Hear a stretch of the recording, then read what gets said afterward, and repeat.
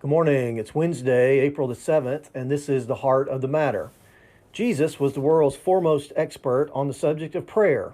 He had more to say about prayer than any other source in the Bible. Jesus said more about prayer than Peter did, or Paul, or John. He never taught his disciples how to preach or how to do miracles, but he did teach them how to pray. And prayer is one of the main topics in his most famous sermon, the Sermon on the Mount.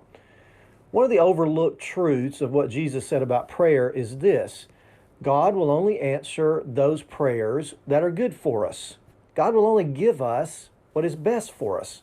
No matter what we might ask for, God will only give us what He knows is best for us. Look at what Jesus said in Matthew 7, verse 11. He said, "If you then, though you are evil, know how to give good gifts to your children, how much more will your Father in heaven give good gifts to those who ask Him?" Jesus used the illustration of an earthly father to make his point. As a father, I would never give my child anything that I know would hurt him. No matter what my child asks for, if I know that it is not good for him, I will say no.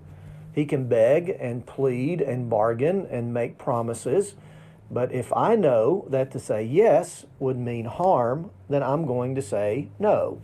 And why is that? Well, because I love that child and I only want what is best. Now, my knowledge is limited, of course, and sometimes I mess up. But God never messes up. He's the perfect Father. Jesus said, if you, as an imperfect, limited man with a fallen, sinful nature, only give what is good to your children, how much more will God do the same thing for you? And that means that God only gives us what is best for us, no matter what we want. God knows what is best for us, and He will only do what is best. We get frustrated at God sometimes because He doesn't seem to answer our prayers.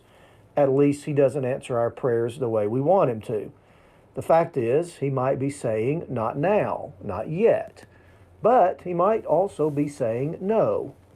Now, why would God say no to one of our prayer requests? After all, we are His children, we have learned. God says no to protect us and to guard us and to keep us from spiritual ruin. God says no because what we ask for might seem best to us, but in reality it's not. And so, do you trust God enough to accept no when you ask Him for something?